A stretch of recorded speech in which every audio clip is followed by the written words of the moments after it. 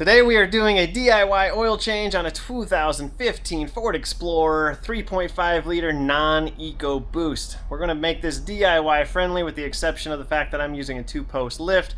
You can DIY this in your driveway with a jack and a jack stand or some ramps or however you want to accomplish getting it up so you can get your face under it. That's up to you. I'm going to kind of show you how I perform the oil change on this Ford Explorer. Also, I will link some of my favorite oils and filters down below for you to use if you're doing this oil change as well. If you click on the links and buy stuff, I make a slight commission. Amazon doesn't get it all. You spend no more than you would anyway. It's just a matter of who gets the money. Help me out, guys. Click my links, buy stuff. Even if you don't buy the stuff I link, click my links, go buy what you were going to buy anyway. I make a small commission. That said, let's get this in the air and I'll show you how we do her. So I have my oil drain pan right here ready to go. I'm actually going to lower it because it's in my way. You guys are hanging on the driver's side tire, by the way, for perspective. Ford put this obnoxiously weird cover here. Mainly, I think the purpose is so that if your oil drain plug is draining, you will lose most of your oil out of your engine and fry your engine before you know about it, because you won't see anything on the ground because they got this big, huge tray. That's really the only thing I can think of why they would put this tray here, because it's not even like a flat bottom so that oil drain off of it. It's literally a tray perceivably to hold oil so that you don't know your oil plug is leaking. So my recommendation, get rid of this. This is not a good thing for you. But that's up to you. Anyway, it's just one of these stupid little twist locks. This one is kind of, there it goes, kind of stuck in there. And then you can pull it down. You can see your oil drain plug right there. Then over here on the front side, you got two more of these little twisters you use. There we go. Okay, I recant my statements. This has a flat top up here, so oil should run off.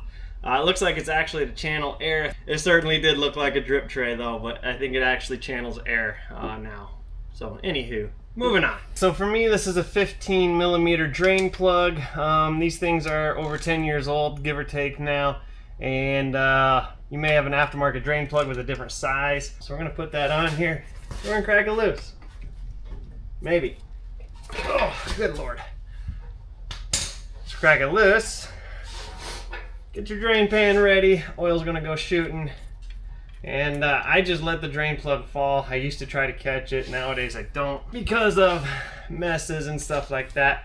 So I'm just gonna kind of spin it with my thumb and be ready to catch oil. Position your pan in such a way you can move it forward and backwards. Oh, I got stuck. Right there. Nope. Right there. Nope. Right there. Nope. Right there. Right there. There we go. That's going to drain all nice and purty in our pan. Alright, so talking about plugs. So if you have a metal or a plastic washer on this or stuck to the pan, you want to replace that every time. This one has a rubber one. The rubber ones seem to be good. I would get multiple uses out of them. If it wasn't dripping, I'm going to take the chance and go ahead and reuse this one. Use that up to your discretion. You might replace the whole drain plug. Up to you. But if you have a plastic or a metal one, definitely 100% replace the crush washer when it goes back on. Alright, once we're happy with how much is drained, I'm going to put this plug right back in. Thread it in by hand. Till such a time as you can stop threading it. Right there. Alright, I'm going to torque this down to about 20, probably 7 foot-pounds. Which for me, I just happen to know, because I've done this 4 million times, right about there. Wipe down your little oil drippy, and we're going to move on to the filter. Alright, so your oil filter, here's your drain plug. That's where we just were. If you go straight towards the front of the vehicle and over just a couple inches, you'll find your oil filter. So that is what we're taking off next. Right by the exhaust, of course. We're going to attempt to spin this off by hand. Oh God, she ain't even budging, so that ain't going to happen. So let me grab a little tool. We're going to try this guy. Oh, that was a bad choice. This one don't fit. Oh, maybe. Let's see.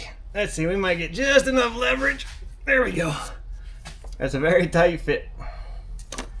Alright, make sure your drip pan is under the filter because it's going to start dribbling here in a second. There she goes. All right, once you're sufficiently comfortable with the mess you're about to make, you can go ahead and grab it and spin it off the rest of the way. Oh, I missed it. Oh no. Oh, I missed the oil drain pan and just made a big mess. Ah, man. I'll show you that mess in a minute, but we're gonna dip our fingers in some old oil, kind of gently just rub the O-ring a little bit. Make sure you don't have the old gasket up here from the old filter. Make sure it's all metal, because you do not want to put a gasket on top of another gasket, because that'll blow out and then you'll blow out your engine. Alright, we're just going to give her a spinny. Just using a towel because I got oil on the filter. And you do not use a tool unless you're some weak cast person to put this on. You just go one-handed till it's pretty freaking tight and call her a day. Alright, we're done here. Now we're going to clean up that mess, and I'll be right back to you. Alright, we're now going to put this air directive dealio thingamajiggy back in place. You're just going to shove it up there, or leave it off. Up to you. It does look like it's aiming air up there, so it probably does actually serve a purpose. Believe it or not. Not what I thought it was at first. I thought it was pretty stupid for a minute there, but I think I might have been wrong. Kind of a pain in the butt. You can't see the holes you're putting it in though. I feel like that's setting you up for a lot of rattles. Alright, that's pretty solid.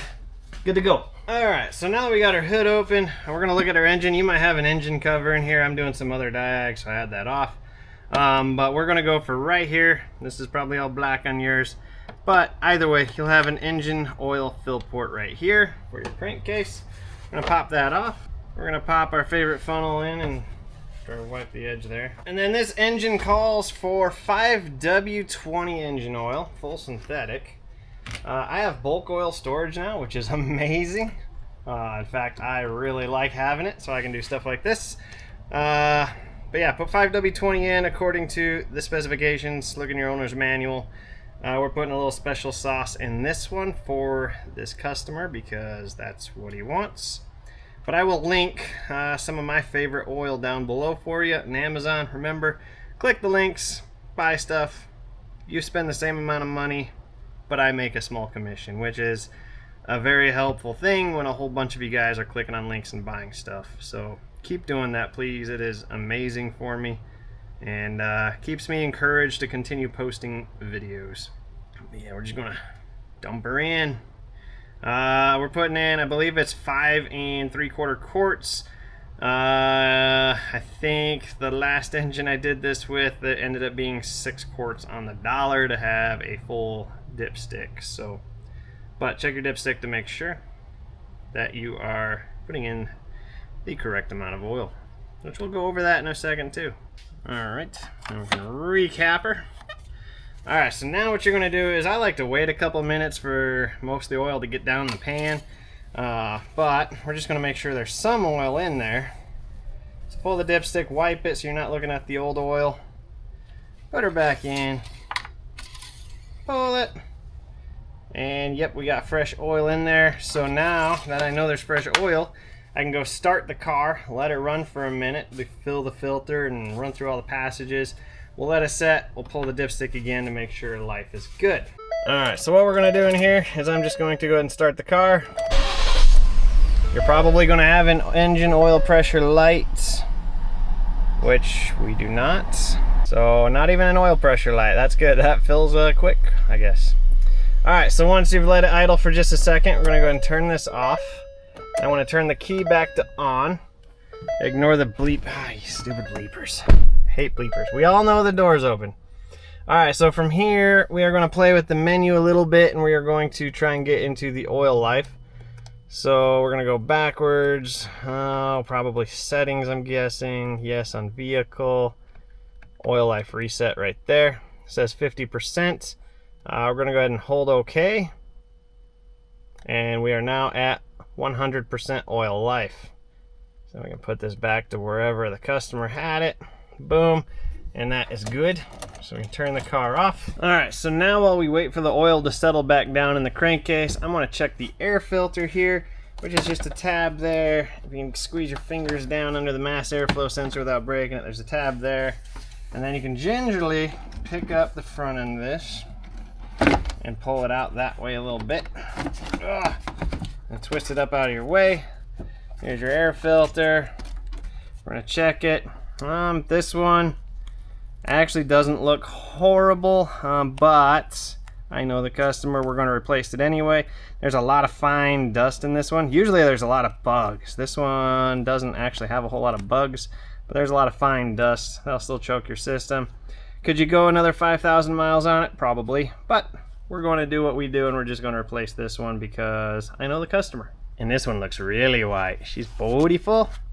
We're going to slide this on in there. All right, now that it's been sitting for a couple minutes and the oil has had a chance to drain back down to the pan, we're going to pull it. Again, wipe it because you did have the engine running, so things are splashing around down there. Slide it back in the tube.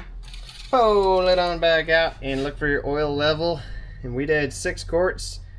And we are pretty much just a shimmy of a hair above the fill line.